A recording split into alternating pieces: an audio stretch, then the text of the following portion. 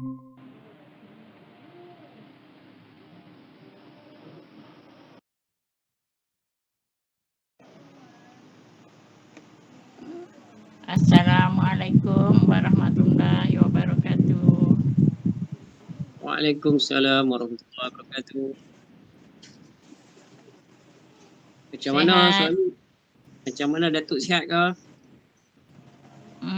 Macam tu lah. Dia sebab masalah lutut tu. Lepas tu dia tak boleh operation sebab dia ada masalah jantung kan. Doktor tak berani. Doktor tak berani kata doktor. Lepas tu macam mana rawatan buat? Tak berani nak operation. Apa rawatan alternatif dia? Kata doktornya mungkin dia cucuk injection lutut tu. Dia bagi tu dulu. Satu injection tu 1,000 lebih rasanya. Wih. Dia macam masuk pelincir lah. Pelincir apa? Oh, apa lutut, kepala lutut? Lutut. Assalamualaikum warahmatullahi wabarakatuh. Waalaikumsalam. Sihat Zaitun? Alhamdulillah. Ramai anak menantu. Anak menantu balik hari ni ramai. Oh ya, tak apalah.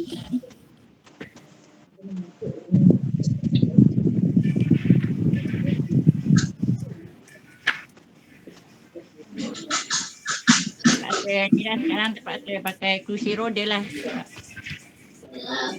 Operation dah ke? Belum. Doktor tak berani nak operation. Kenapa? Dia ada masalah jantung kan. Dia ada masalah jantung. Oh. Saya hari tu dua-dua belah nak kena operate. Lepas tu dua-dua belah. Tahun 2017. 3 bulan lagi nak pencet, memang kuat dah sakit dah lutut tu. Tapi alhamdulillah, dengan izin Allah, alhamdulillah lepas pasal tekanan darah naik, jadi kan saya tak buat dah, doktor tak buat. Saya hantar beli duit kerajaan kan. Tapi alhamdulillah sekarang ni boleh jalan, alhamdulillah. Pakai ubat apa? Makan ubat apa ke? Ada makan ubat? Tak makan ubat apa, tak makan. Ada petua dia tu. Nak abang tu susah ni. Senang saja. Bila kita mandi tu, dalam toilet tu, tapi kita niat dalam hati lah kan. Kita ambil pipe kita air tu kan. Kita rapatkan lutut kita dua-dua belah tu kita rapatkan. Kita lalukan air tu atas lutut tu. Selawat 3 kali. Kita kena yakin betul-betul. Kena yakin betul-betul. Alhamdulillah sampai hari ni. Tapi kan disebabkan dia cucuk, jadi saya terpaksa sembahyang atas kursi dah. Saya tak boleh dah lipat kaki tu. Dia cucuk. Lepas dia cucuk tu baru saya jumpa orang yang bagi petua tu. Okay. Terima kasih Tun. Nanti saya cuba. Sama. Dia kena amalkan, dia kena yakin. Alhamdulillah saya Puan Zaitun. Rapatkan lutut tu kat dalam toilet tu. Masa kita duduk kan, mandi kan, kalau kita duduk atas jamban punya penutup tu kan, kita duduk kan. Atau berkursi, saya ada kursi. Kita duduk tu kita rapatkan lutut. Lutut kiri dengan lutut kanan. Rapatkan. Lepas tu ambil getah paip, kita lalukan kat atas dia. Allahumma salli ala Sayyidina Muhammad wa ala Sayyidina Muhammad. Sekali, 3 kali. Lalukan getah paip ataupun ayak. Getah paip tu dengan ayak lah, lalu dengan ayak. Kali dengan ayak. Lalu Allahumma salli ala Sayyidina Muhammad wa ala Sayyidina Muhammad. Allahumma salli ala Sayyidina Muhammad wa ala Sayyidina Muhammad. 3 kali. Amalkan waktu mandi, amalkan. Tiap-tiap kali waktu mandi. Orang yang bagi petua ni saya pun tak tahu, saya pergi makan sendiri. Dia bagi petua, saya kata saya buat, yakin saya buat dengan Allah, saya yakin insya-Allah. Alhamdulillah sampai hari ni. Alhamdulillah. Semua orang terkejut, orang pejabat terkejut. Boleh jumpalah nanti, boleh semua. Ya betul. Saya tak makan ubat. Saya tak makan ubat pun saya tak makan. Tapi kena yakin. Pasal kau tengok simple sangat kan? Oh, yakin simple boleh je. ke? Saya dah pangkah dah duduk nak operate. Tapi disebabkan tekanan darah naik, dia tak edit lah. Dia tak buat lah. Sebelah tu 10,000 kot. Kau 15,000 ke? Mahal. Tapi tak apalah kerajaan bayar kan? Ada pencen kan? Pencen besar. Kerajaan tanggung. Besarang. Hantar balik lah duit tu. Alhamdulillah. Dia tahu kot saya pun ada tugas lain nak jaga orang sihat lagi tu. Kayanya Allah tu. Itulah. Saya bagi seorang sihat, seorang ni kan. Alhamdulillah. Apa-apa pun kena redha. Betul yang menarik tu. Senang dibuat. Ya. Senang insya-Allah. Senang je. Tak ada pakai model, tak ada pakai apa. Tapi kena yakin lah dengan apa. Kan cuma baca selawat je. Selawat je. Kan kita duk amalkan selawat Ustaz Afi kata tu kan. Kita amalkan lah. Okey.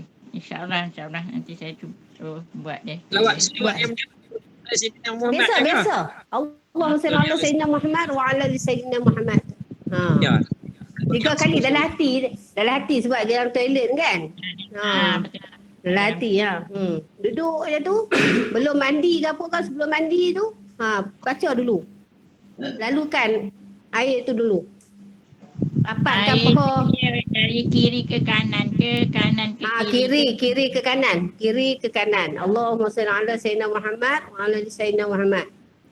Sekali, 3 kali. 3 kali. Tu je. Kat pejabat dulu pun saya bagi. Antara nak buat dengan tak buat je lah. Tapi tak tahu lah. Tak dengar orang yang betul-betul yakin habaq saya kata menjadi benda tu. Mungkin satu tak yakin. Mungkin simple sangat kan dia kata kan nak boleh baik kan. Dengan izin Allah apa pun boleh. Dengan izin Allah pun boleh. Saya yang kemuncaknya masa pergi buat haji tu memang kemuncak betul-betul. Tapi Alhamdulillah. InsyaAllah. InsyaAllah. Apa pun tu. Ya, sama. Bagi petua tu. InsyaAllah nanti tu. Tu terjadi kat saya sendiri lah.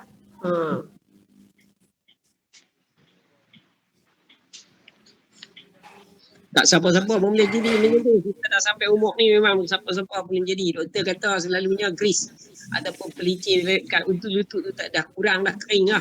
Kalau fikir dari segi akal kita, memang grease tu memang tak ada dah, dah terhakis dah. Ikut sign dia punya sign auto tu, dia memang ni dah. Tapi macam mana ni ya Allah Tuhanku kata macam ada grease balik tu. Kayanya Allah tu ya Allah. Saya ya Allah tak tahu dah, saya bersyukur sungguh-sungguh dah. Kan pergerakan kita kan. Semuanya terkilal lah, tak boleh dah semayang macam biasa ni. Sebab bila dia cucuk gel tu masuk, memang kaki tak boleh lipat dah. Dia tak boleh lipat rapat dah. Yang tu yang saya ni. Saya pun tak tahu pergi hospital, dia kata makcik kita cucuk, makcik boleh berjalan sekejap lagi. Tak boleh langsung. Nak jejak lantai tak payah takut. Jejak orang kata lantai, makcik berlari pun boleh dah. Tak boleh langsung. Tapi tak apalah, Allah bagi lagu kot lain kan. Kena yakin lah, yakin. Gel tu dah cucuk lah dah. Masukkan di gel lah dah. Dua-dua belah dah cucuk dah. Kalau hospital memang dia nak buat cepat. Sebab mereka pun duit masuk kan. Tinggal tak operation je lah lagi. Tinggal nak operation. Pangkah dah, masuk dah. Pangkah dah lutut tu nak operation. Tengok tekanan darah naik. Nervous kot, tak tahu. Tu dia tak buat tu. Amal lah, amal insyaAllah. Takut mendarah naik. Mungkin tu takut. Amal lah insyaAllah. Okey. InsyaAllah. Ni pengalaman. Assalamualaikum warahmatullahi wabarakatuh semua. Waalaikumsalam warahmatullahi wabarakatuh. Sihat Sihat semua. ya. Sihat, Alhamdulillah. Alhamdulillah. Suami macam mana? Suami Bangun cakap. Macam tu lah. Selagi belum operation. Nak operation jadi. belum operation. Salam. Tak boleh sebab dia ada jantung, masalah jantung. Dia Hmm. sebab dulu pernah jantung buat apa tu ague apa tu. Dia ada Angiografi. Angiografi. ague. Hmm. Doktor tu dia cakap dia tak sanggup. Dia tak sanggup risiko dia. Dia takut Ya, risiko. ya, betul. Oh. Sebab Tak tu apa. kelas saya dengan Ustaz Naim dulu saya berhenti sebab lutut saya. Kena naik yang ni masjid tingkat atas tu. Saya susah sikit lah. Tu saya berhenti dengan Ustaz Naim dulu ni. Okey lah, insyaAllah lah. Terima kasih Tun. Ya, Dah nak sama-sama. mula dah tu. Dah 9.42. Okey. Start dah. Start dah dengar petua.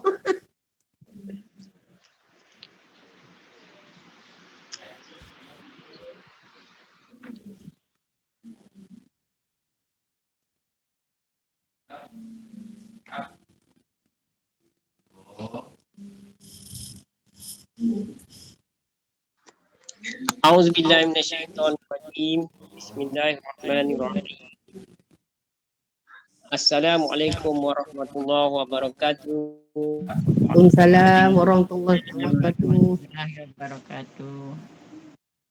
Alhamdulillahirabbil alamin wassalatu wassalamu asyrafil anbiya'i wal mursalin sayyidina Muhammadin wa ala alihi wa sahbihi ajmain. Rabbi shrah li sadri wa yassir li amri wahlul 'uqdatam min lisani yafqahu qawli. Subhanaka la ilma lana illa ma 'allamtana innaka antal alimul hakim. Alhamdulillah, syukur kehadrat Allah SWT kerana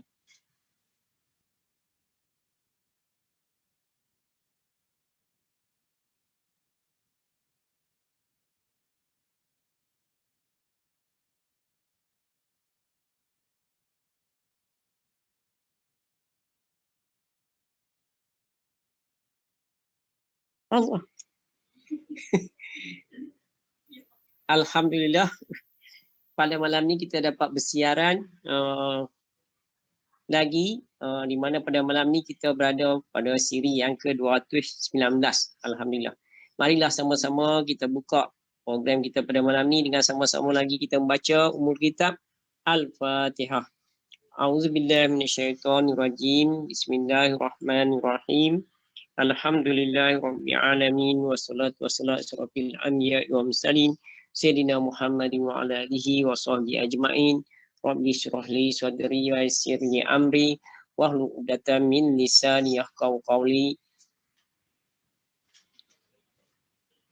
Al-Fatihah. Bismillahirrahmanirrahim. Alhamdulillahirabbil alamin arrahmanir rahim maliki yaumiddin. Iyyaka na'budu wa iyyaka nasta'in. Ihdinas siratal mustaqim.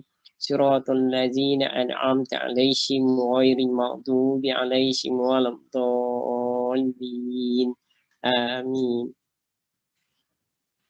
Tuan-tuan dan puan-puan sekalian, alhamdulillah pada malam ni kita dapat lagi bersiaran dan pada malam ni insya-Allah tetamu kita dah pun berada bersama-sama kita dalam Google Meet ni. Jadi saya mengalu-alukan kehadiran Al-Fadil Ustaz Khairul Syahid bin Abdullah daripada Selangor untuk bersama-sama kita pada malam ni. Jadi terima kasih banyak-banyak Ustaz kerana sudi bersama kami sekali lagi pada malam ni dalam program Generasi Al-Quran Surau Taman Jayawijaya, di mana pada malam ni iaitu 19 Mac 2022 kita memasuki siri atau malam yang ke-219 insya-Allah. Jadi tuan-tuan dan puan-puan sekalian, Ustaz Al-Fadil Ustaz Khairul Syahid kita melupakan penampilan kali kedua bersama kita pada malam ni. Ustaz dah pernah bersiaran sekali bersama kita, alhamdulillah. Tuan-tuan dan puan-puan sekalian, oleh kerana Ustaz dah biasa dengan kita, jadi saya tak perlulah nak menerangkan macam mana apa yang kita buat dalam program ni. Jadi kita boleh mulakan terus insya-Allah dengan cepat. Jadi kita akan sambung lagi baca Al-Quran 2 muka surat lagi seperti mana malam-malam yang lepas, di mana pada malam ni yang seronoknya pada malam ni kita dah sampai ke surah Yasin, insya-Allah kita akan nanti baca surah Yasin. Tetapi sebelum kita baca surah Yasin, kita akan sambung bacaan kemarin, iaitu kita masih lagi akan menghabiskan surah Fatir, iaitu ayat 39 sampai 45. Selepas tu barulah kita akan baca mulakan surah Yasin ayat 1 sampai 12 pada malam ni. Di muka surat 439 dan juga 440. Jadi tuan-tuan boleh buka Al-Quran muka surat 439 dan juga 440, ataupun tuan-tuan boleh baca daripada skrin yang saya akan paparkan dua-dua surah yang berkenaan, insya-Allah. Jadi tuan-tuan, malam ni kita akan baca mengikut seperti mana khalifah kita, iaitu Ustaz Al-Fadhil Ustaz Pak Khairul Syahid bin Abdullah kita, yang akan memperdengarkan bacaan ayat-ayat yang berkenaan. Kita dengar di rumah masing-masing dan kita cuba ikut secara tertib, insya-Allah. Selepas saja selesai Ustaz memperdengarkan bacaan ayat-ayat tersebut, insya-Allah saya akan membacakan terjemahan kepada ayat-ayat yang berkenaan supaya dalam bahasa Melayu, insya-Allah. Jadi supaya kita dapat dengar bersama. Selepas tu saya akan serahkan balik majlis ni kepada Al-Fadhil Ustaz untuk memberikan tazkirah dalam sekolah kulten kita, itu kuliah jam 10 kita, insya-Allah. Itulah program kita setiap malam, insya-Allah, sehingga kita khatam Al-Quran nanti, insya-Allah. Ada seminar hari ni dah 219, kita tak sampai 90 hari dah lagi, insya-Allah kita akan khatam kita akan khatam Quran, insya-Allah. Jadi tuan-tuan dan puan-puan sekalian, kalau tanpa melengahkan masa lagi, kalau tuan-tuan dah bersedia, saya serahkan si program Generasi Al-Quran siri yang ke-219 ini kepada Al-Fadhil Ustaz Khairul Syahid bin Abdullah untuk meneruskan program kita. Dengan segala hormatnya, Ustaz dipersilakan. Baik, terima kasih kepada cikgu kerana menjemput saya pada hari ini untuk sama-sama sekali lagi kita menyertai bacaan Al-Quran secara tartil, ya. InsyaAllah saya tutup yang terbaik lah. Okey. Jelas ya? Suara saya jelas ya? Alhamdulillah. Okey, baik. Sebab sini ada masalah internet pun berjadi juga. Kadang-kadang bila masalah internet sejak 2-3 hari ni memang ada gangguan sikit. Okey, tak apa, saya cuba yang terbaik ya. Okey, tanpa membuang masa, kita teruskan bacaan kita, iaitu surah Al-Fatir, surah Fatir ayat 39 hingga 45. Okey, kemudian kita akan sambung pada surah Yasin ayat 1 hingga 12 ya. Baik. Kita teruskan. A'udzu billahi minasyaitonir rajim. Bismillahirrahmanirrahim. Huwallazi ja'alakum khalaifa fil ard. Faman kafara fa'alayhi kufruh. ولا يزيد الكافرين كفرهم عند ربهم إلا مقتا ولا يزيد الكافرين كفرهم إلا خسارا قل أرأيتم شركاءكم الذين تدعون من دون الله ماذا خلقوا من الأرض أم لهم شرك في السماوات أم آتيناهم كتابا فهم على بينة بل إن يعد الظالمون بعضهم بعضا إلا غرورا إن الله يمسك السماوات والأرض أن تزولا ولئن زالتا إن أمسكهما من أحد من بعده كان حليما غفورا.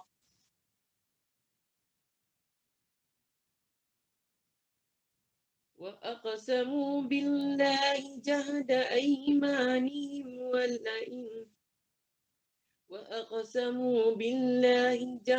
أيمانهم لئن جاءهم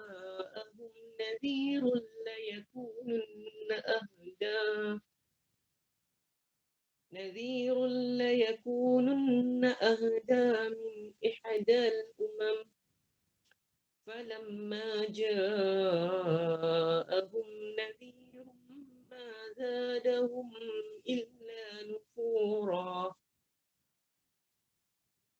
استكبارا في الأرض ومكر السيء ولا يحيق المكر السيء إلا بأهله فهل ينظرون إلا سنة الأولين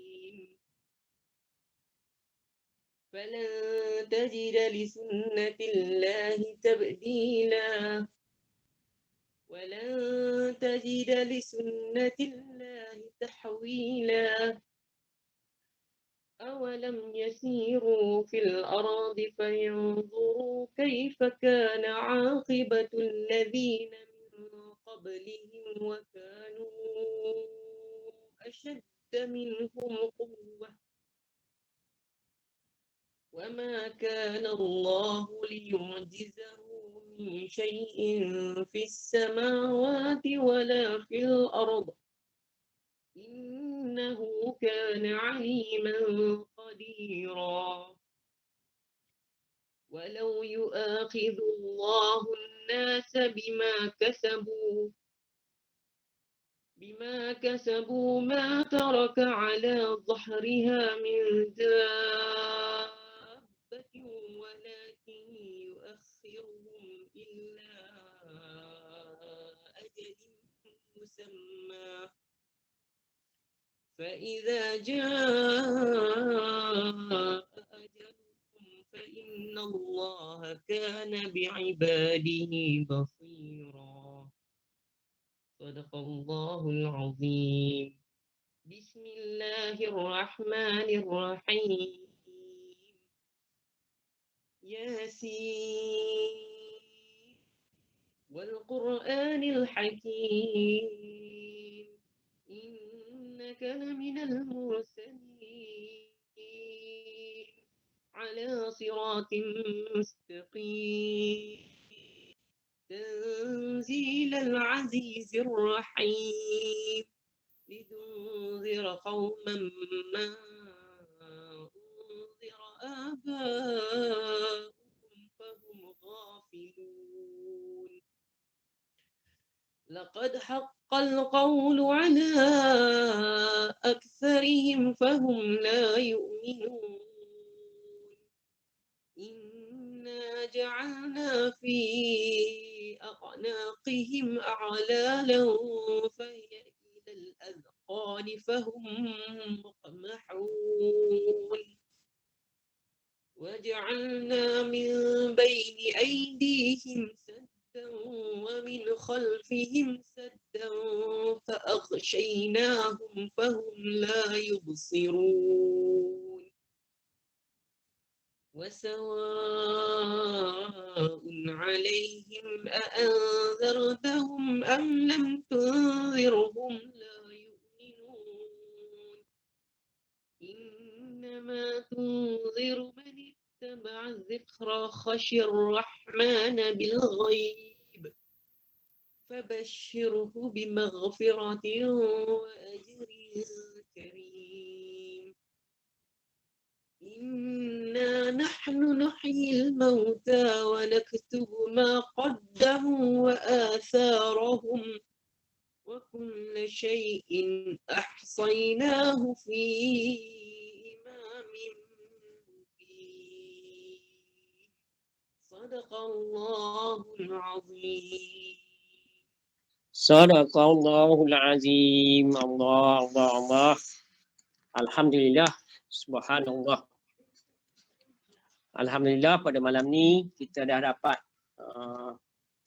seterusnya membaca lagi 2 muka surat daripada Al-Quran bersama-sama mengiringi bacaan Al-Fadil Ustaz Khairul Syahid bin Abdullah yang mendengarkan bacaan ayat-ayat berkenaan. Jadi seterusnya insya-Allah saya akan bacakan terjemahan kepada ayat-ayat yang dalam bahasa Melayu untuk sama-sama kita dengar. A'udzubillahi minasyaitonirrajim. Bismillahirrahmanirrahim. Aku mohon perlindungan Allah dari syaitan yang diterjam dengan nama Allah yang Maha Pemurah lagi Maha Penyayang. Dialah yang menjadikan kamu sebagai khalifah-khalifah di bumi. Barang siapa kafir, maka kekafirannya akan menimpa dirinya sendiri. Dan kekafiran orang-orang kafir itu hanya akan menambah kemurkaan di sisi Tuhan mereka. Dan kekafiran orang-orang kafir itu hanya akan menambah kerugian mereka belaka. Katakanlah, terangkanlah olehmu tentang sekutu-sekutumu yang kamu seru selain Allah. Perlihatlah kepadaku bahagian manakah dari bumi ini yang telah mereka ciptakan, atau adakah mereka mempunyai peranan dalam penciptaan langit, atau adakah kami memberikan kitab kepada mereka sehingga mereka mendapat keterangan-keterangan yang jelas daripadanya. Sebenarnya orang-orang zalim itu sebahagian mereka hanya menjanjikan kebohongan belaka kepada yang lain. Sesungguhnya Allah yang menahan langit dan bumi agar tidak lenyap. Dan jika kedua-duanya akan lenyap, tidak ada seorang pun yang mampu menahannya selain Allah. Dia Maha Penyantun lagi Maha Pengampun. Dan mereka bersumpah dengan nama Allah dengan bersungguh-sungguh bahawa jika datang kepada mereka seorang pemberi peringatan, nescaya mereka akan lebih mendapat petunjuk daripada salah satu umat-umat yang lain. Tetapi ketika pemberi peringatan datang kepada mereka, tidak menambah apa-apa kepada mereka. Bahkan mereka semakin jauh daripada kebenaran. Kerana kesombongan mereka di bumi dan mereka kerana rencana mereka yang jahat. Perkara yang jahat itu hanya akan menimpa orang yang merencanakannya sendiri. Mereka hanya menunggu berlakunya ketentuan kepada orang-orang yang terdahulu. Maka kamu tidak akan mendapat perubahan bagi Allah. Dan tidak pula akan menemui penyimpangan bagi ketentuan Allah itu. Dan tidakkah mereka berjalan di bumi lalu melihat bagaimana kesudahan orang-orang sebelum mereka yang mendustakan Rasul, padahal orang-orang itu lebih besar kekuatannya daripada mereka. Dan tidak ada sesuatu pun yang dapat melemahkan Allah baik di langit maupun di bumi. Sesungguhnya Dia Maha mengetahui lagi Maha berkuasa. Dan sekiranya Allah menghukum manusia disebabkan apa yang telah mereka lakukan, nescaya Dia tidak akan membenarkan satu pun makhluk bergerak yang bernyawa di bumi ini, tapi Dia menangguhkan hukumannya sehingga waktu yang sudah ditentukan. Nanti apabila ajal mereka tiba, maka Allah Maha melihat keadaan hamba-hambanya. Sadaqallahul azim, benarlah firman Allah yang Maha Agung. Seterusnya kita mulakan surah Yasin. Bismillahirrahmanirrahim, dengan nama Allah yang Maha Pemurah lagi Maha Penyayang. Yasin. Demi Al-Quran yang penuh hikmah, sesungguhnya engkau Muhammad adalah salah seorang daripada rasul-rasul yang berada di atas jalan yang lurus sebagai wahyu yang diturunkan oleh Allah yang Maha Perkasa lagi Maha Penyayang, agar engkau memberi peringatan kepada suatu kaum yang nenek moyangnya belum pernah diberi peringatan kerana itu mereka lalai. Sesungguhnya pasti berlaku hukuman terhadap kebenaran mereka kerana mereka tidak beriman. Sesungguhnya kami telah pasang ikatan di leher mereka, lalu tangan mereka diangkat ke dagu, kerana itu mereka tidak dapat ditundukkan. Dan kami jadikan di hadapan mereka pemisah dinding, dan di belakang mereka juga pemisah. Dan kami tutup mata mereka sehingga mereka tidak dapat melihat.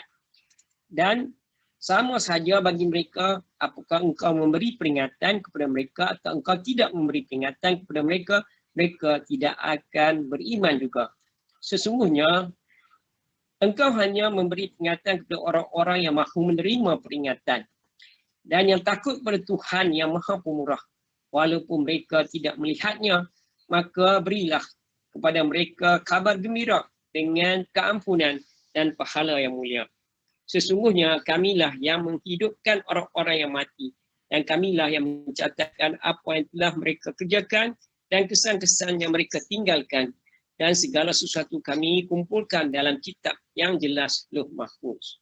Sadaqallahul azim, benarlah firman Allah yang Maha. Alhamdulillah kita dah sama-sama dapat mendengar terjemahan dalam bahasa Melayu daripada ayat 39 sampai 45 penutup surah Fatir, dan seterusnya kita dapat memulakan bacaan surah Yasin ayat 1 sampai 12. Jadi semoga kita dapat faham sedikit sebanyak apa yang Allah firmankan kepada kita dalam kedua-dua surah yang berkenaan, yang saya rasa memang ditujukan khusus kepada kita umat Islam yang mana kita lah yang membaca Al-Quran ini. Kerana Al-Quran diturunkan kepada umat Nabi Muhammad sallallahu alaihi wasallam, iaitu kita, untuk kita baca dan untuk kita fahami dan untuk kita beramal. Semoga dengan kepahaman tersebut akan meningkatkan lagi ketakwaan dan keimanan kita kehadap Allah SWT, dan kita semoga kita dapat menjadi hamba Allah yang baik dan dicintai dan diredai Allah, insya-Allah. Jadi tuan-tuan dan puan-puan sekalian, seterusnya saya nak serahkan kembali majlis ini kepada Al-Fadhil Ustaz Khairul Syahid bin Abdullah untuk meneruskan slot kita, iaitu slot full time kita, itu kuliah jam 10 kita. Dengan segala hormatnya, Al-Fadhil Ustaz dipersilakan. Baik, terima kasih kepada Cikgu Rahim kerana beri peluang kepada saya untuk sekali lagi untuk berkongsi ilmu ya. Saya tak nak sebut tazkirah, saya kata ni kongsi ilmu je lah. Okay, insyaAllah. Baik, tajuk saya nak sampaikan hari ini berkenaan dengan surah Yasin ya. Sebab sinonim kita baca surah Yasin ni, yang mana seperti yang kita tahu baru-baru ni kita baru saja memasuki bulan Syakban ya. Pertengahan bulan Syakban, itu dipanggil sebagai nisfu Syakban. Yang mana perkataan nisfu ni adalah bermaksud setengah ataupun separuh ya. Nisfu, bukan Ahmad Nisfu yang cerita Piramli itu. Okey, nisfu ni bermaksud pertengahan ataupun setengah. Okey. Jadi dia ada pertengahan di dalam bulan Syakban, yang mana pada waktu bulan 15 Syakban ni orang akan membaca Yasin ya. Biasanya kebiasaan kita dengar orang akan baca Yasin sama ada sekali ataupun 3 kali lah. Biasanya kita dengar 3 kali kan. Okey. Okey, baik. Sebenarnya apa yang berlaku pada nisfu Syakban ni? Baik, sebenarnya nisfu Syakban ni dia merujuk kepada kitab amalan kita. Okey, kitab amalan kita ni diangkat ke langit. Ya. Diangkat semua amalan-amalan kitab amalan ni dibawa ke langit, kemudian diturunkan kitab baru. Okey, dibukakan kitab baru kepada kita. Maksudnya dia berkait dengan umur kita, berkait dengan rezeki kita, berkait dengan ajal kita dan sebagainya ya. Konsep dia sama macam konsep qada dan qadar ya. Okey. Jadi maknanya bila nisfu Syakban tu, bila kita baca Yasin tu, kita memohon keampunan pada Allah supaya Allah bagi peluang kepada kita untuk di masa akan datang tu, bulan seterusnya tu dapat lagi kita manfaatkan ibadah kita, amalan kita. Okey. Jadi memang khususnya bila berlaku pada 15 Syakban, ramai orang akan baca Yasin lah. Okey. Baik. Sebenarnya kita nak kena tahu, Yasin ni sebenarnya adalah hati Al-Quran ya. Surah Yasin ni adalah hati Al-Quran. Tetapi ramai orang tanya, apa itu Yasin? Kan? Apa itu Yasin? Kita selalu sebut Yasin, Yasin kan? Kalimah ada dua huruf je. Dia ada ya dengan sin. Cuma dekat sin tu dia ada tanda panjang tu kan, garis panjang tu. Okey. Baik. Yasin ni sebenarnya adalah nama Nabi. Ya. Panggilan Allah kepada Rasulullah. Ya, disebut Yasin. Dan lagi tu dalam surah Taha. Okey, dalam surah Taha Allah sebut Taha. Ayat pertama tu kan. Itu pun panggilan Allah kepada Nabi Muhammad. Ya. Mana bukti dia tu? Yang kita selalu benar kita dengar selawat tu kan. Salatullah salamullah ala taha rasulillah. Salatullah salamullah ala yasin habibillah. Ala taha ala yasin. Ya. Taha Yasin tu merujuk kepada panggilan Allah kepada Rasulullah. Ya. Jadi itu sebenarnya kalau kita katakan gelaran bagi Rasulullah lah. Selain Rasulullah digelar sebagai Al-Amin. Ya. Jadi Yasin tu sebenarnya merujuk kepada Rasulullah. Dan kenapa disebutnya nama Rasulullah, panggilan Rasulullah di hadapan? Kerana isi ayat tu disebut sebagai Yasin wal Quranil Hakim. Al-Quran yang mempunyai hukum ataupun hakim. Ya. Yang menunjukkan bahawa Al-Quran ni sebenarnya lebih moden daripada kita. Okey? Sebab tu kita tak boleh anggap Al-Quran ni tak moden. Itu salah. Okey, Al-Quran ni sebenarnya lebih moden daripada kita. Kalau kita anggap kata Al-Quran ni tak moden, benda lain lebih moden, kesilapan yang besar lah. Sebab apa? Sebab Al-Quran adalah sumber rujukan. Okey, setiap manusia kalau dia nak berfikir dengan baik, dia kena rujuk kepada Al-Quran. Okey, wa'imah orang barat sekalipun bila mereka nak membuat sesuatu presentation ataupun sesuatu perkara yang kita kata menunjukkan improvement ataupun kemajuan, mereka terpaksa rujuk pada satu-satu benda. Maksudnya dia punya sandaran dia. Sandaran tu daripada mana? Daripada punca tu. Punca tu daripada mana? Macam kita daripada Al-Quran. Sebab contohnya saya katakan, kita kata macam pengeboman, ya, pengeboman melalui udara, kan? Macam mana mereka bina pesawat, kemudian mereka jatuhkan bom daripada bawah tu kan, macam seperti nuklear yang berlaku dekat Hiroshima dengan Nagasaki tahun 1947 kan, pengeboman Hiroshima dan Nagasaki tu. Macam mana mereka dapat idea-idea tu semua melalui Al-Quran, melalui surah Al-Fil, ya.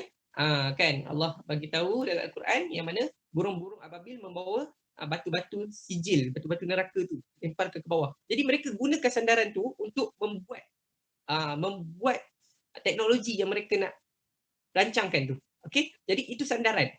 Sebab tu kita kena bersandarkan Al-Quran. Sebab Al-Quran yang menceritakan banyak perkara-perkara yang kita tak boleh berfikir di luar daripada akal kita. Contohnya bab alam semesta kan. Okey. Contohnya macam ni. Contoh saya bagi contoh, kalau sekiranya saintis dia nak buat satu kajian, dia akan rujuk kepada base dia tu, punca dia. Jadi dia akan rujuk kepada kitab. Sebab benda tu yang pertama. Okey? Tak kira lah kitab Samawi, kitab Zabur ke, Taurat ke, Injil ke, kan? Contohnya penciptaan manusia kan. Penciptaan alam dan sebagainya. Semua terkandung dalam firman-firman Allah tu.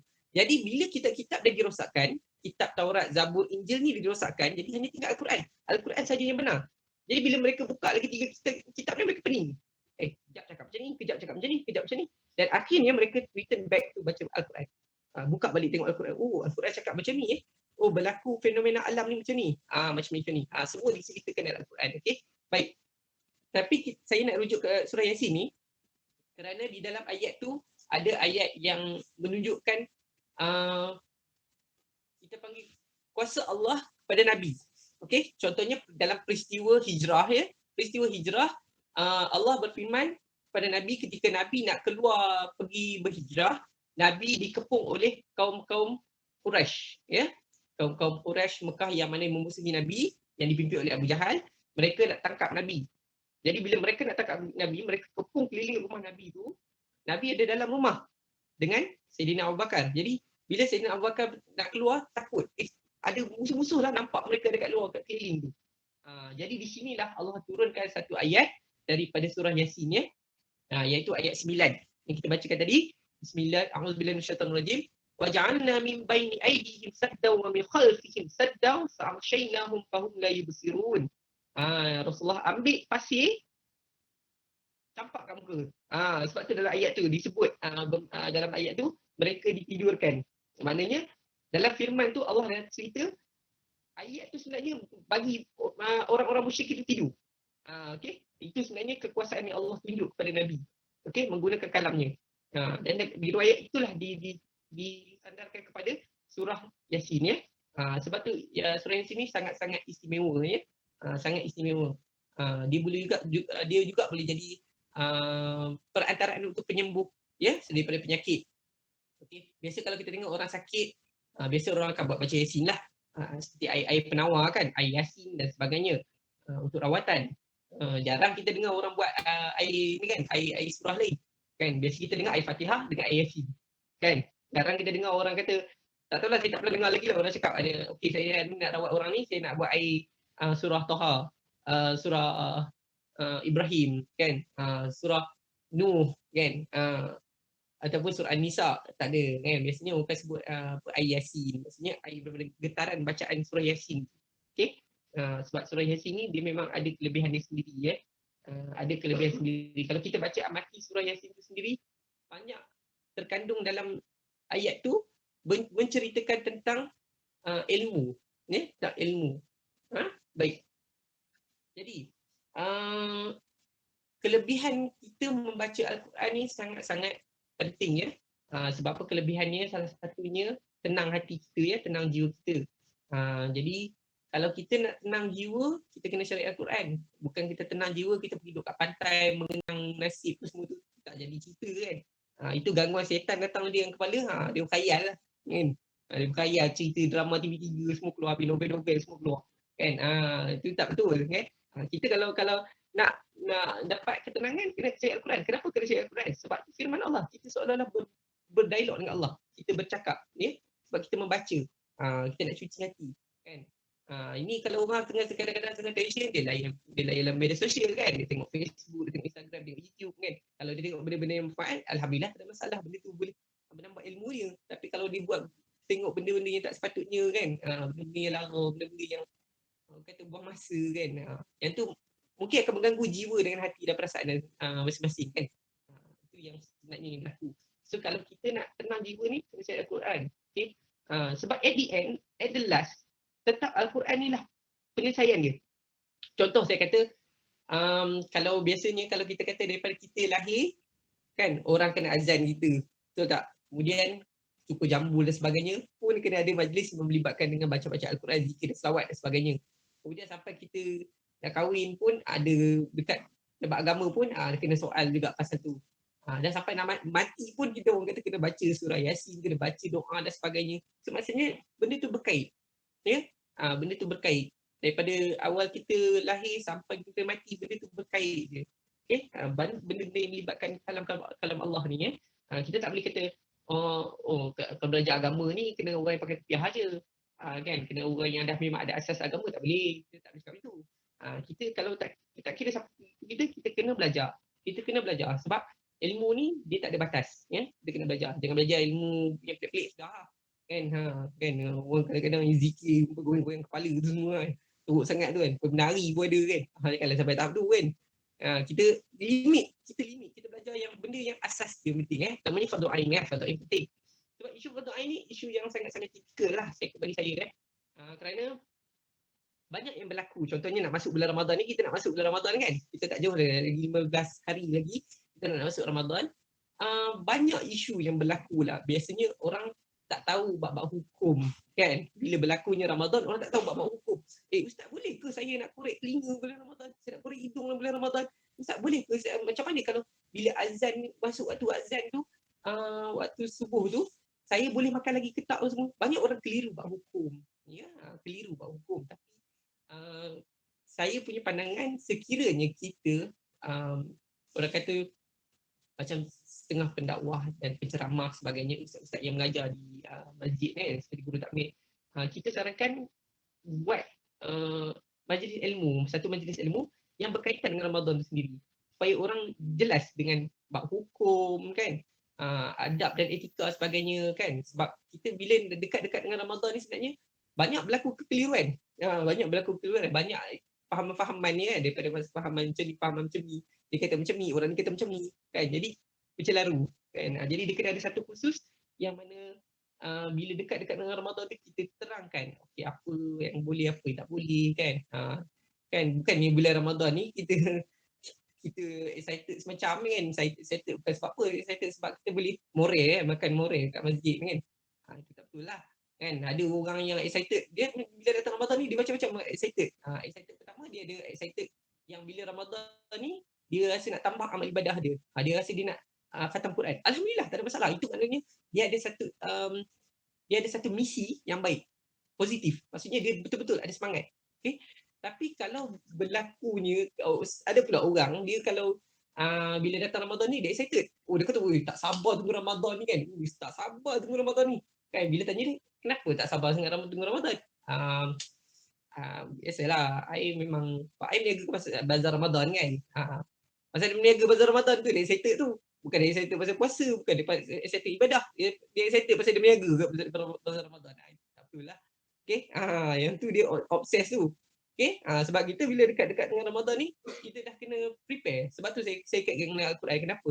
Sebab Al-Quran ni, inilah masa untuk kita manfaatkan Al-Quran ni. Kita belajar, tadarus dan sebagainya dalam bulan yang mulia. Okay, supaya kita dapat lagi senang manfaat. InsyaAllah Allah akan buka sebab pintu rahmat tengah terbuka di bulan Ramadan. So jadi waktu ni lah kita dapatkan peluang kan.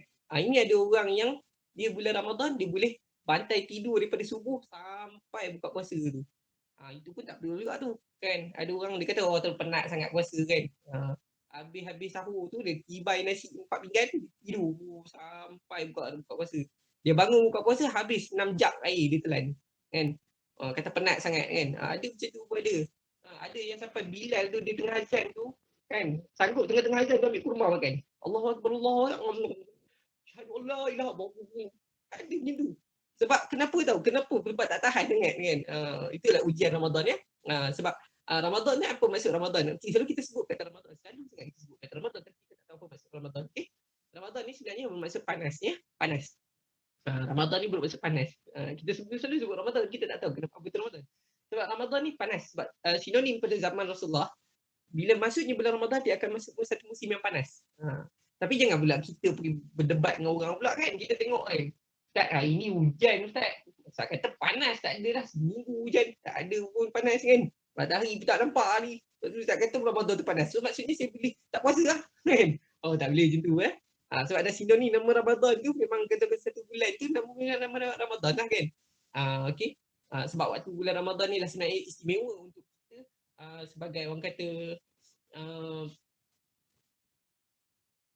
murid-murid yang nak menerima ilmu. Okey. Dalam bulan Ramadan ni sebenarnya pengisian kita memang kena banyak kepada Al-Quran. Kenapa? Pertamanya sebab ada orang yang memang dia nak belajar Al-Quran untuk dia bawa praktikal dalam hidup dia. Ada orang yang dia nak buat Al-Quran untuk pembelajaran dia. Ada orang yang dia baca Al-Quran, dia belajar Al-Quran ni untuk kerjaya dia. Masing-masing punya cara lah. Tapi kita kena sandarkan yang betulnya tu adalah kita cari keredaan Allah lah. Okay, nak tenangkan hati kita kan. Sebab bila kita baca, kita akan lapangkan hati kita. Sebab ujian bulan Ramadan ni sangat-sangat berat. Selalunya kalau kita nak baca Al-Quran ni, bulan Ramadan ni tambah-tambah kalau kata lepas solat tarawih kan. Biasanya kalau solat tarawih, kalau habis imam baca doa kan ataupun habis dengar apa selawat ke sallallahu alaihi kan, bau dah nasi kandar kat luar. Oi sedap kan. Pasal tu lupa dah baca Quran. Kejap lagi dah tadarus ni. Tak jadilah kan. 10 orang cadang nak tadarus, yang tinggal tu imam seorang je. Yang boleh pandai pergi dulu lah nasi kandar belakang kan. Sebab apa? Sebab ni orang kata kita ni, saya kata dalam bulan Ramadan ni kita kena ada nawaitu kan, niat. Maksudnya excited untuk kita nak cari ilmu, nak dapatkan ilmu, nak dapatkan pahala kan. Bukan bulan Ramadan tu kita dah ada orang kata excited macam nak makan moreh kan. Kan biasanya moreh lah kan. Kalau budak-budak dia moreh dia suka-suka sebab benda makan free kan. Kan. Kadang-kadang tu imam duduk tengah sembahyang tu tahiyat pun tak khusyuk tengah tahiyat kan sallallahu alaihi kan. Orang dah melantak nasi kat belakang tu kan. Jadi itu ujian cabaran dia. Itu kalau kita kata dalam waktu-waktu solat kita kan, pada waktu malam solat tarawih. Kalau waktu siang pula ujian dia lain pula. Kalau kata nak baca Quran siang-siang ni, tak boleh lah ustaz, saya nak baca Quran siang-siang ni, saya penat, saya puasa kan, saya letih, tak boleh nak baca, suara tak keluar kan. Ini satu bid'ah yang paling mengarut kalau dia kata dia tak ada suara petang pun semua kan, cuba bagi mikrofon kat dia suruh dia menyanyi satu lagu, confirm keluar punya suara dia kan. Kalau tak suruh dia menyanyi, suruh dia berkempen politik, confirm si keluar punya suara dia kan. Tapi bila kita baca Quran, alamak lemah gitu kan, baru baca surah Fatihah dah muak dah kan. Bismillah je dia buat. Bismillah. Alhamdulillah. Kan? Itu tak kena kan. Sebab tu kita kata bermulanya Al-Quran ni kita kena mula daripada hati kita. Macam saya pernah terangkan sebelum ni. Kalau kita nak baca Quran tu, kita kena ada nawaitu, kena niat, kena ada semangat, baru dia jadi. Kalau kita nak baca Quran, kalau kita tak ada niat, tak ada semangat, dia jadi buka sebelah, baca bismillah dia tutup balik. Kan? Sebab benda ni saya pernah lalui sendiri. Memang bila kita tak ada macam semangat untuk baca Quran, memang dia jadi macam tu. Sebenarnya apa-apa pun dia kena ada nawaitu. Saya tak pernah dengar lagi lah orang kalau dia nak buat sesuatu tu dia tak ada niat. Pelik tu, kan? Kalau orang tanya dia kenapa makan nasi? Tak tahu. Ke pelik tu, kan? Kenapa menguap? Tak tahu. Kan? And dia tak ada, setiap orang tu mesti ada nawaitu. Kenapa? Untuk apa dia buat? Kenapa dia buat? Mesti ada sebab, kan? Mesti ada sebab. Sebab dalam hidup ni setiap perkara tu mesti ada sebab. Okey? Walaupun perkara tu macam kalau kita kata orang gila, kan? Orang gila sendiri pun. Dia kalau kata gila pun mesti dia ada sebab kenapa dia gila, kan? Tak ada sebab tiba-tiba dia buat gila macam tu kan, jerit atau kena padang macam tu, kan? Jalan seorang-seorang, gelak seorang-seorang, kan? Kalau kita kata kat dia gila, dia marah kita balik, kau dah gila, kan? Kan? Tapi itu orang kata apa, inilah sebenarnya kita panggil hati, hati. Satu perkara yang kata berat, yang kita nak kawal. Jadi hati ni bila kita ada keinginan nak baca Al-Quran, maka kita akan dapat. Kita akan dapat. Dia Allah akan mudahkan. Okay? Jadi bulan Ramadan kita kena manfaatkan. Kita kena manfaatkan masa kita banyak baca Al-Quran. Dan baca pun jangan baca saja. Kan? Jangan baca saja. Sebab baca ni kita kena faham. Bukan baca Al-Quran bukan setakat baca. Contoh kalau kita baca surat khabar. Kita baca surat khabar, kan? Surat khabar. Atau lah sekarang tak ada surat khabar lah. Sekarang media sosial, kan? Contoh kalau kita surat khabar lah. Kalau kita baca surat khabar, kita hanya baca, kita tak faham. Agak-agak macam mana kita nak explain ke orang? Tak boleh. Kita tak tahu macam nak terang. Sebab kita hanya baca kat baca. Peristiwa hari ini 24 Mei 2021, sebuah motosikal terlanggar bagi hutan. Contoh. Kita faham itu, kita tak faham apa berlaku, kita cuma baca tapi tak faham. Tapi kalau cuba kita faham, kita boleh cerita balik kat dia.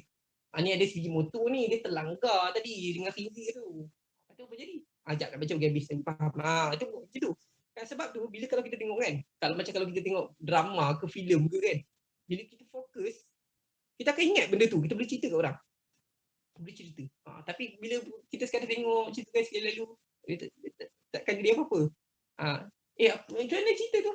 Tak tahu habis lah, kan? Macam tu lah. Maksudnya fokus, kan, attention kita tu. Sebab tu saya kata bila kita membaca Al-Quran, kita kena belajar memahami, tengok kalam Allah tu apa yang diserang. Contohnya macam contoh satu perkataan, contoh dia kul. Apa tu kul? Kul ni apa? Tak tahu, kita search. Zaman sekarang moden, kita pun semua di hujung jari, kita boleh search apa saja, everything. Kenapa sebut kata kul? Kul ya Allahu ahad, kul ya ayyuhal kafirun. Kul tu bermaksud katakanlah. Kul. Dapat sikit kita belajar, kan? Maksudnya kita boleh belajar kat situ. Apa sebutan kalau Allah dalam ni? Kenapa ayat ni ada ayat macam ni? Kenapa ada macam ni?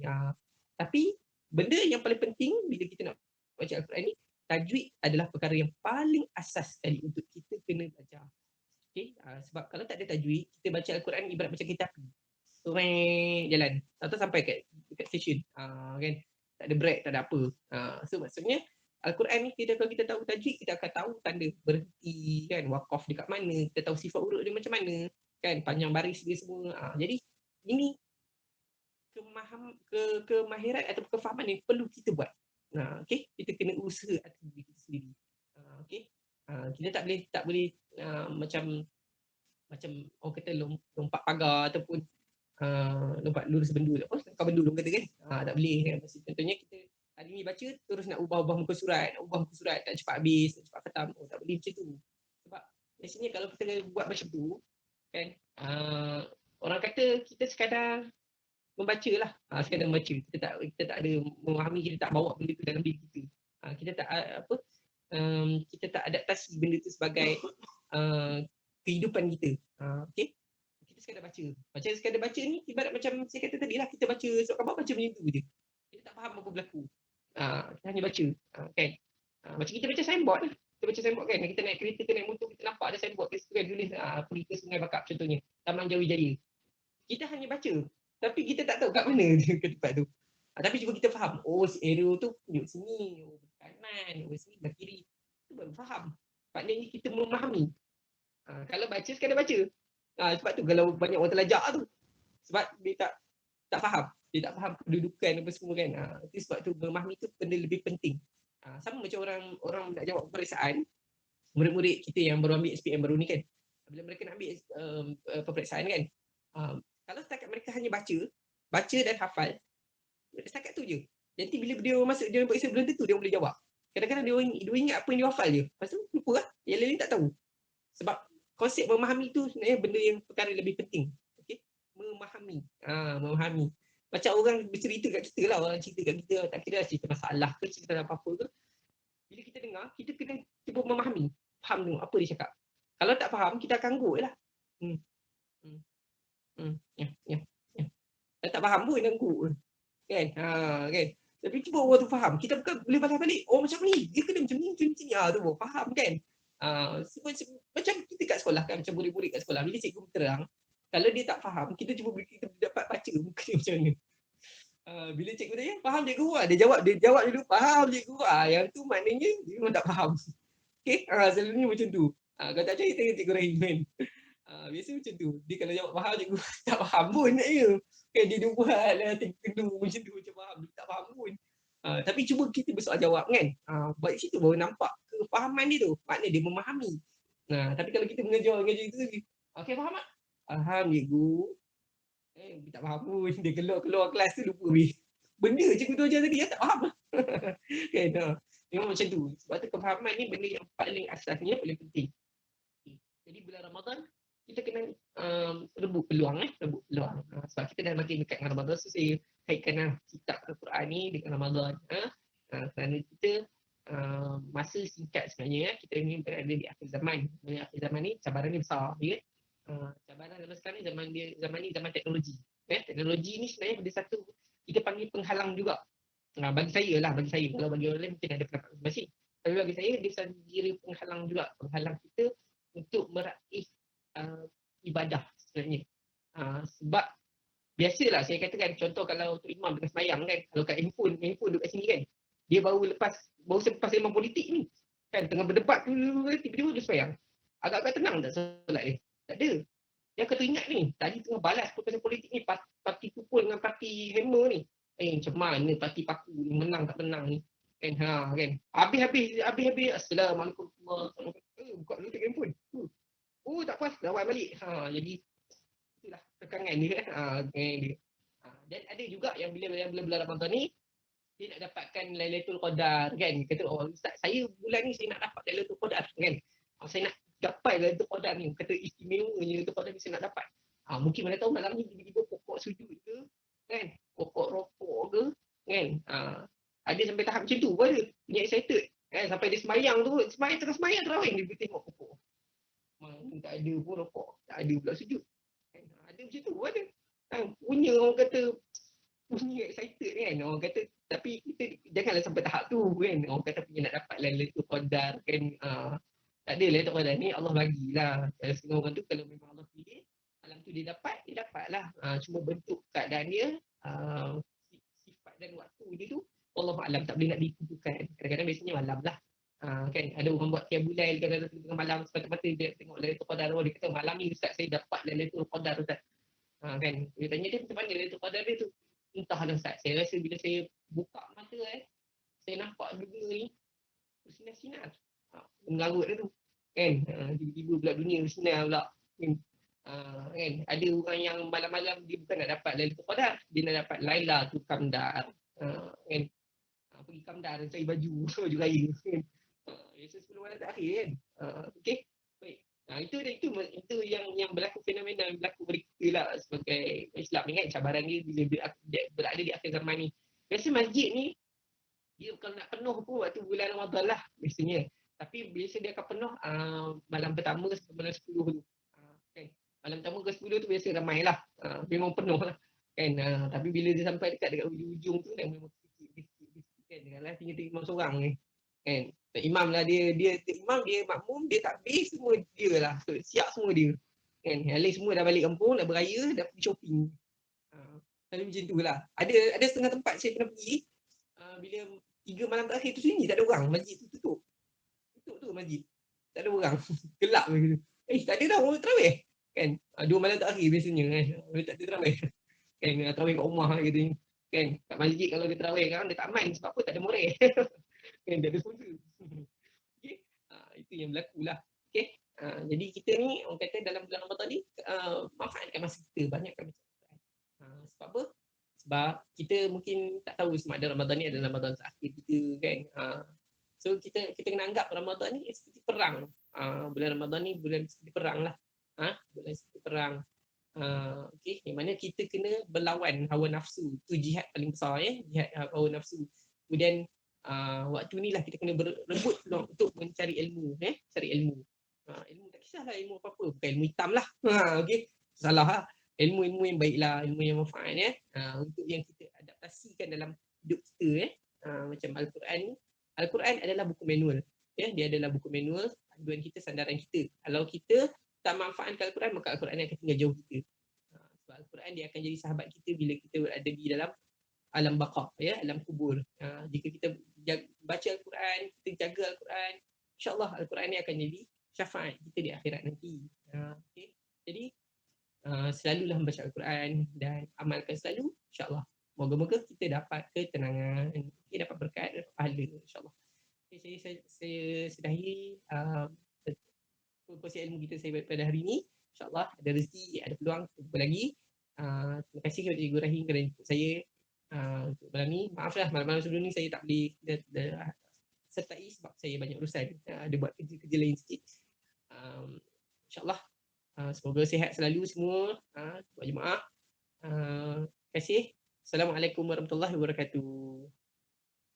Waalaikumsalam warahmatullahi wabarakatuh. Subhanallah, alhamdulillah, syukur kepada Allah SWT bertuah kita pada malam ni mendapat ilmu daripada perkongsian Ustaz Khairul Syahid bin Abdullah yang saya rasa padat apa yang disampaikan, banyak yang disampaikan tadi, bermula daripada Syakban, 15 Syakban sampailah kita berpuasa, macam mana kita kelebihan kita berpuasa, macam mana banyak perkara yang disentuhkan. Jadi sampai mungkin kita dah lupa dah, tak dapat lupa. Jadi kalau tuan-tuan lupa, saya rasa ini antara pengisian yang paling banyak yang menarik yang disampaikan, yang bermanfaat kepada kita.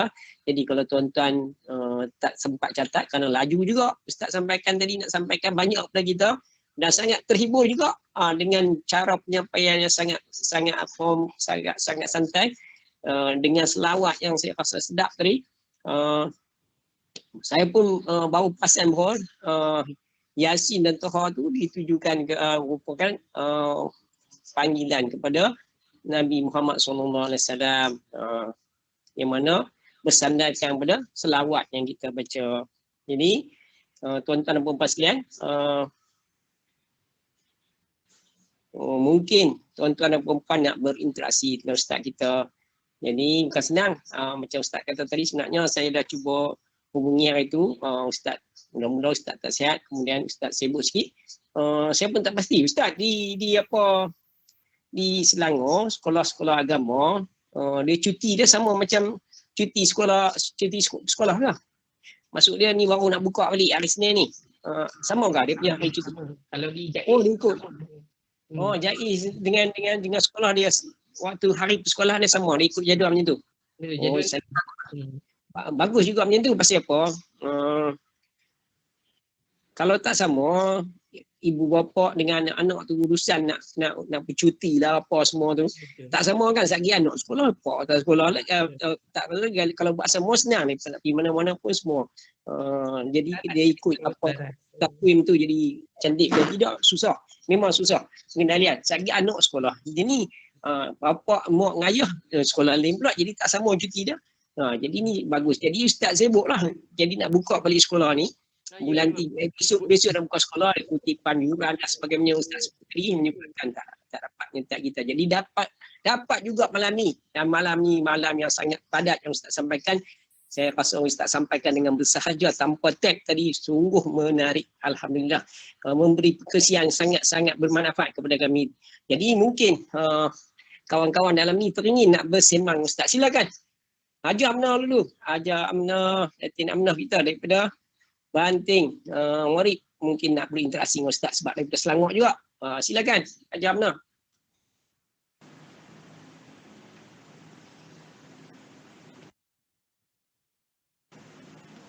Terima kasih Cikgu Rahim. Assalamualaikum Ustaz. Saya tak ada apa lah nak tanya. Apa ni? Macam mana Ustaz kalau dalam bulan puasa ni kan, kalau kita macam nak perjalanan jauh, kalau kita mabuk, orang kata mabuk dalam perjalanan lah, kalau kita muntah, batal tak Ustaz tu kalau puasa ni? Oh, maknanya dalam perjalanan tu, dalam perjalanan kita musafir. Sebenarnya kalau ikutkan musafir dia boleh, kalau kata melebihi 90 minta tersebut halal, dia boleh dibenarkan untuk kita ruqah ya, ataupun boleh dibenarkan tapi kadang-kadang dalam perjalanan sampai dulu terhalah tu, tapi tiba-tiba kita muntah contohnya, itu tak jadi masalah sebab kita panggil muntah yang tidak sengaja. Maksudnya kalau batal puasa tu kalau muntah dengan sengaja, dia dibuat-buat. Contohlah saya kata kalau contoh kita ni nak bagi batal puasa ni, macam nak buat? Dolok dia bertekak tu, terpandang benda-benda yang kotor ke bagi muntah ke kan. Memang itu sengaja tu kan. Memang nak kena pukul kan. So kalau kata contohnya kalau kita dalam perjalanan kan, contohnya biasanya memang berlaku. Biasanya kalau kita dalam perjalanan ni kita tak sengaja, kita tak boleh baca keadaan jalan macam mana, kadang-kadang terhentak, kadang-kadang pusing sana sini. Kadang kita dah melayang, kepala muntah kan. Tak sengaja, tak apa. Melainkan kalau kita memang niat ni, tak apa. Jangan kena bagi muntah kan. Tak apalah, nak batal puasa ni tak apalah, kita jalan jauh bagi pusing sikit bagi muntah. Itu tak boleh Itu dah memang batal lah. Sebab itu memang sengaja. Kalau muntah dengan sengaja, maka dia batal ya. Kalau tak sengaja tak apa. Kan. Contohlah tak sengaja ni, saya bagi contoh. Contohnya kita ni tengah naik basikal ke naik motor ke, tiba-tiba lori sampah lalu. Terus sebab muntah kan. Tak sengaja kan. Sebab terbau benda ni, tiba-tiba muntah. Kan. Tak tahulah kalau orang boleh tahan hidung, tak apa. Hari ni kita semua pakai mask kan. Janganlah muntah dalam mask pula kan. Kan biasa kalau kat luar ni, kalau pakai mask ni, dia kalau bau apa-apa memang dia dah tak cukup mask, dia tepuk mulut tu kan. Kan. Tak nyawa nanti. Okay. So maksudnya kalau kata kita kalau muntah tak sengaja disebabkan keadaan tadi tu, so tak ada masalah. Tapi sekiranya kalau kita muntah sengaja buat-buat, memang batal lah. Itu Allah Alam. Okey, terima kasih Ustaz. Okay, tentang penerangan tu. Okay, terima kasih. Silakan Hajar Salbiah daripada Pari Puncak Perak pula. Terima kasih Tuan Haji Rahim. Assalamualaikum Ustaz. Waalaikumsalam warahmatullahi wabarakatuh. Seronok dengar Ustaz bagi orang kata tazkirah cara bersahaja, menarik, tak mengantuk, semangat. Saya baru tahu kata ingatkan yang Yasin ataupun Toha tu saja perkataan yang tak bermakna, yang tak ada makna, hanya perkataan. Baru saya tahu kata itu tujuan dia untuk panggilan pada Rasulullah sahajakah atau dengan Nabi-Nabi yang lain? Yasin yang Tuhan ni hanya untuk Rasulullah saja. Sebab tu di dalam selawat kita baca salatullah salamullah ala Yasin habibillah. Salatullah salamullah ala Taha Rasulillah. So kalau kita rujuk perkataan Rasulullah dengan Habibullah ni lain. Kalau Rasulullah dia merujuk pada semua sebenarnya. Okey, yang 25 Rasul tu. Kalau sebut Rasulullah lah, kalau kita companionskan perkataan Rasulullah tu dengan umum, dia merujuk pada semua Nabi. Tapi Habibullah tu, dia merujuk pada Nabi Rasulullah saja.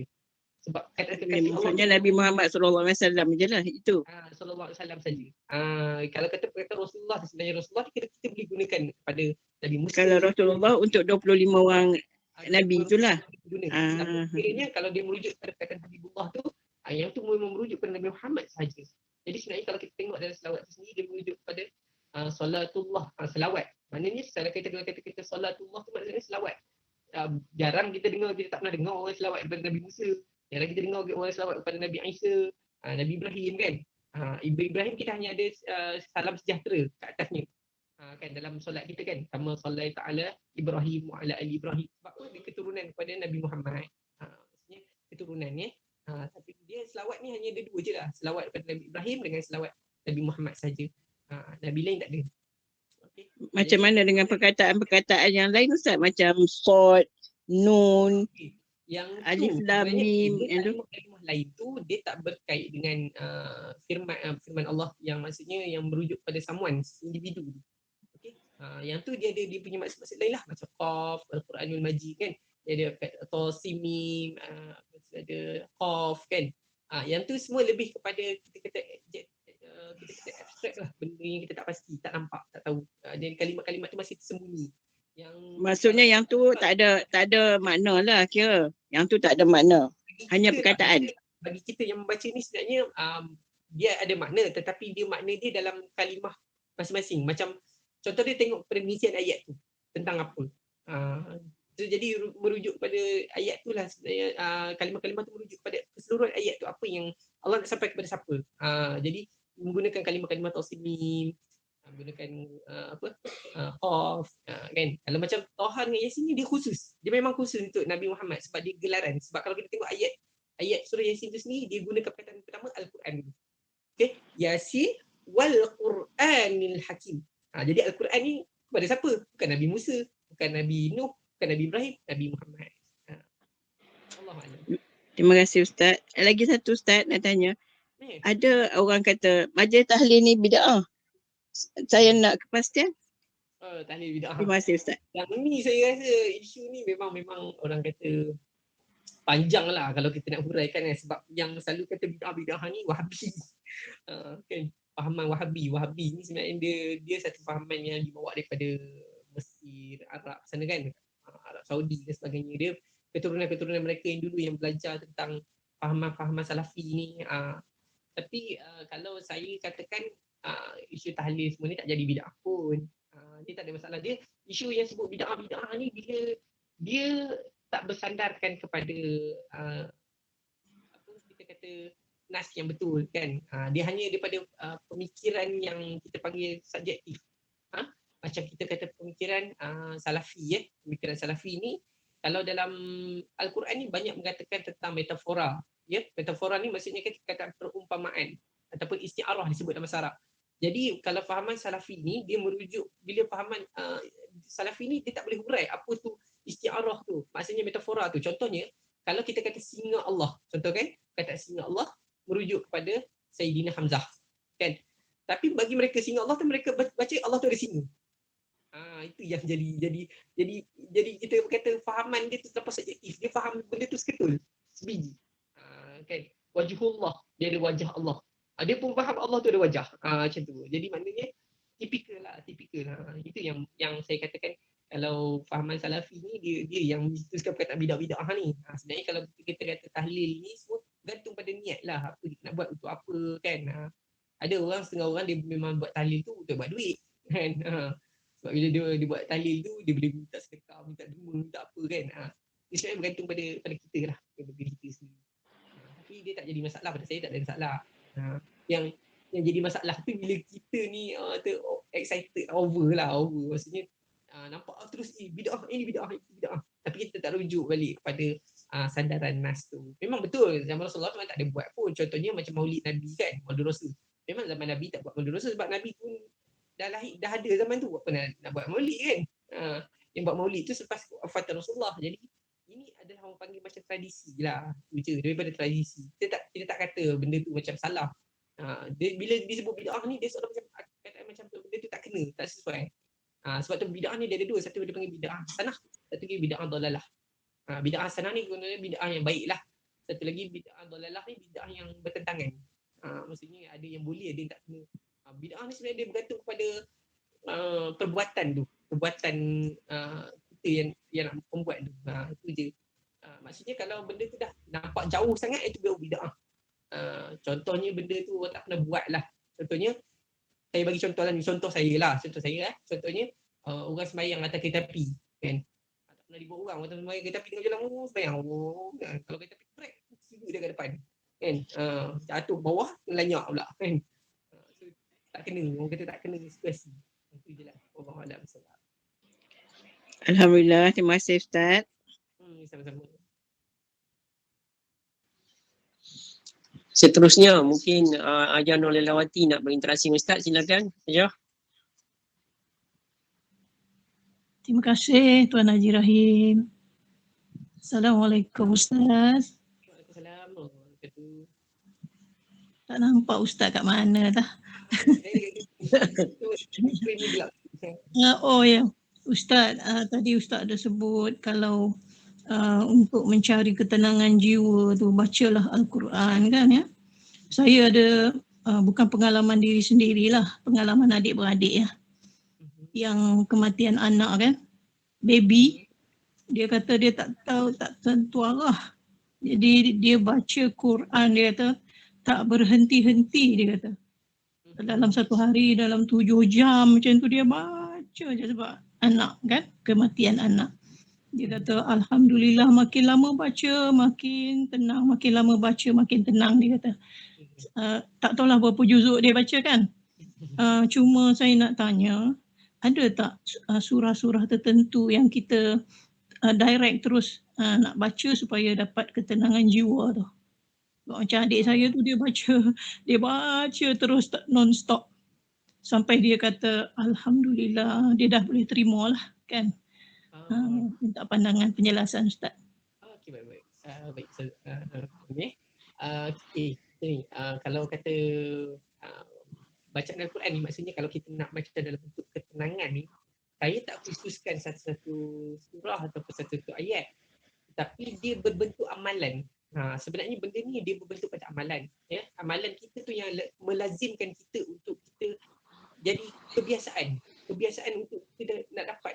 Contohlah saya kata, macam contohnya kita panggil nama orang kan. Kalau kita panggil sekali, esok kita akan lupa. Kalau kita panggil nama dia tu berkali-kali, kita akan ingat. Walaupun kita dah tak jumpa 10 tahun, kita ingat, ni Samad ni, kan. Sebab apa kita selalu panggil. Tapi kalau kita sekali panggil dia, nama apa? Samad. Okey, Samad. Esok kita datang, kita dah lupa dah. Nama apa? Malam lupa nama apa? Samad. Macam tu. So, jadi maknanya, kelaziman kita tu sebenarnya yang patut utamakan dulu. Okay. Baik, jadi kalau kata contohnya, kalau kita nak tanya tentang satu-satu surah yang boleh buat kita tenang, kan sebenarnya saya boleh katakan semua surah. Cuma kelaziman tu yang saya katakan, kita kebiasaan kalau kita nak baca Al-Quran ni perlu ada wudu, ya. Kita ambil wudu, sempurnakan wudu kita dulu. Bila sempurnakan wudu kita, insya-Allah kita baca Al-Quran ni, insya-Allah Allah bagi dorongan tu untuk kita tenang. Itu yang penting sebenarnya. Okey. Itu penting. Sama macam solat, dia sama macam solat. Contohnya solat, kalau kita nak tahu tak solat kita khusyuk atau tak, sebenarnya dia bergantung pada wudu. Okey. Sebab anggota wudu ni sebenarnya pelindungan kita. Okey, pelindungan kita daripada gangguan-gangguan syaitan, gangguan bisikan-bisikan ni. Itu sebenarnya yang membantu kita untuk kita konsisten ataupun straight, ataupun kita ni khusyuk, ataupun kita ni boleh fokus concentration kita dalam ibadah kita tu. Sama juga macam kita baca Al-Quran. Jadi kalau kita jaga wuduk kita, insya-Allah Allah pelihara kita, hati kita untuk fokus je apa kita baca tu. Sebab apa? Dalam kalam Allah ni ada perkataan-perkataan yang membuatkan kita ni tersentuh. Contohnya, dia bagi perkataan-perkataan yang Allah telah sebut Al-Quran seperti sesungguhnya dialah Maha Pengampun, sesungguhnya dia Maha Penyayang, yang Asmaul Husna tu kan, 99 tu.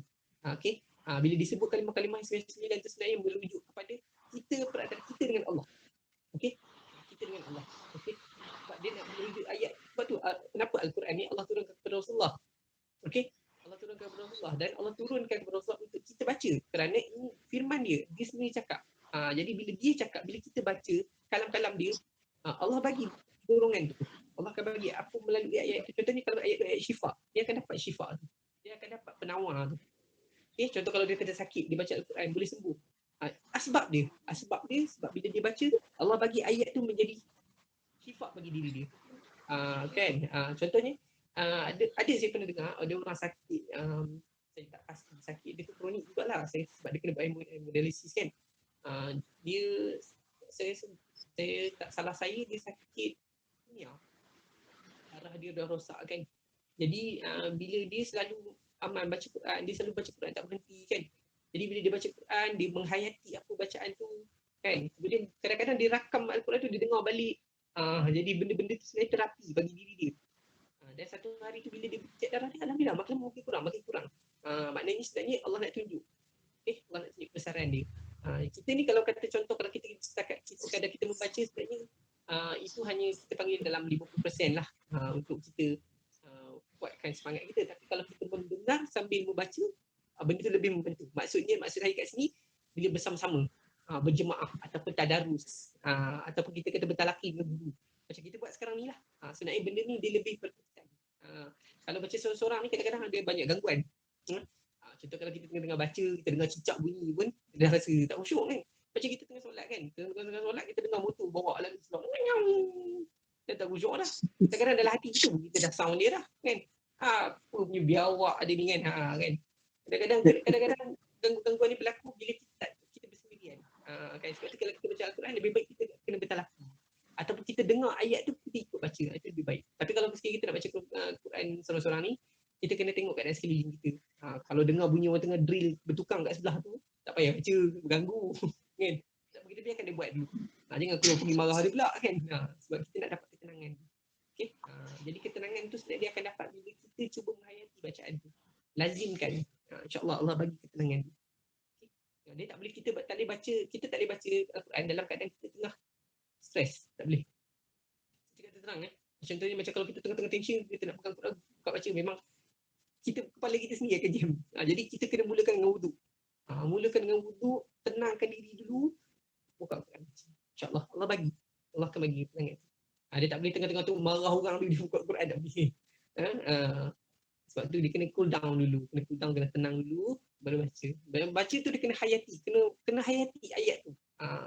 Dengan ayat-ayat Asmaul Husna tu kan, yang seperti Al-Hakim kan, Innallaha Ghafurur Rahim, sesungguhnya Allah itu Maha Pengampun dan Maha Penyayang.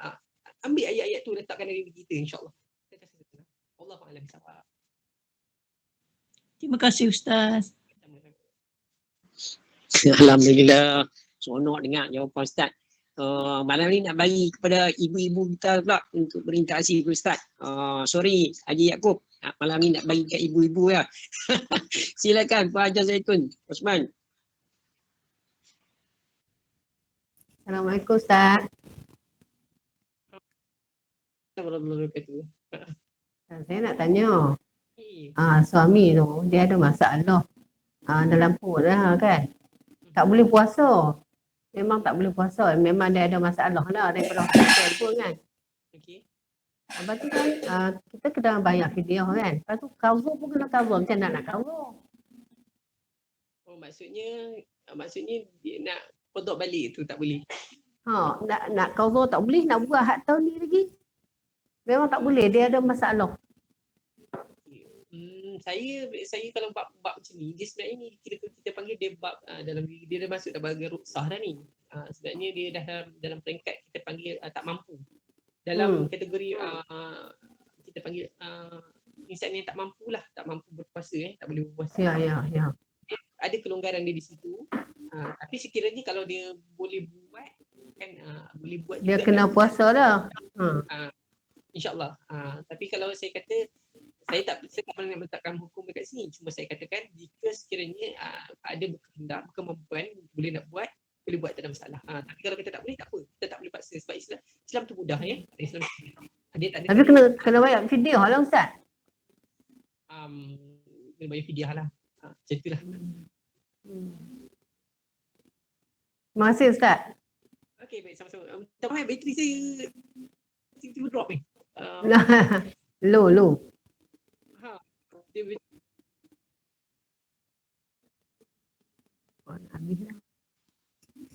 Alhamdulillah. Kita dah dapat sama-sama malam ni mendengar tazkirah daripada Al-Quran Ustaz Khairul Syahid bin Abdullah daripada Selangor sana bersiaran dengan kita, dan saya rasa perkongsian malam ni sangat mengujakan dan sangat menarik untuk kita ambil pengajaran daripadanya. Jadi saya ucapkan jutaan terima kasih kepada Ustaz dan juga kepada tuan-tuan dan puan-puan sekalian. Jadi tuan-tuan dan puan-puan sekalian, selain daripada Ustaz Mahir memberikan pengajaran kepada anak-anak muridnya untuk makluman semua. Ustaz juga ada kemahiran yang lain yang istimewa yang saya tahu. Jadi Ustaz mempunyai kemahiran dalam menyediakan komposisi lagu dan lirik serta susunan muzik. Jadi Ustaz ada bagi tahu kat saya jika perlukan khidmat komposisi lagu dan lirik serta susunan muzik, insya-Allah boleh diberikan. Jadi maksud dia kalau kita nak bantuan untuk komposisi lagu dan lirik, Ustaz boleh bantu. Maksudnya menulis liriknya, memberi lagunya dan sebagainya. Dan saya pun ada dapat perkongsian dari Ustaz mengenai sedikit lagu. Saya minta macam mana lagu dia. Ustaz ada bagi sedikit. Tapi saya tak pasti. Ustaz ada album, kata ada album, saya tak pasti. Jadi itulah kemahiran. Jadi maksudnya seorang guru agama tetapi juga meminati kebudayaan, nasyid dan sebagainya yang boleh menulis lirik lagu dan komposisi lagu, jadi susunan muzik dia boleh diaturkan. Wallahualam saya tak pasti. Nampak macam Ustaz dah tadi kata bateri tak ada dah. Ada lagi ke Ustaz dalam ni? Kalau ada tadi saya nak suruh Ustaz pendengarkan sikit lagu. Peluang kita malam ni. Memang saya tunggu-tunggu ni, tak tahu kata bateri lalu dah. Ada ke lagi Ustaz? Tadi Cairo si. Rasanya macam dah keluar tadi. Saya nampak tadi dah keluar. Okey. Jadi kalau dah keluar, mungkin lain kali kita dapat lagi bersama Ustaz. Doa lah bagi kita dapat sama lagi dengan Ustaz. InsyaAllah.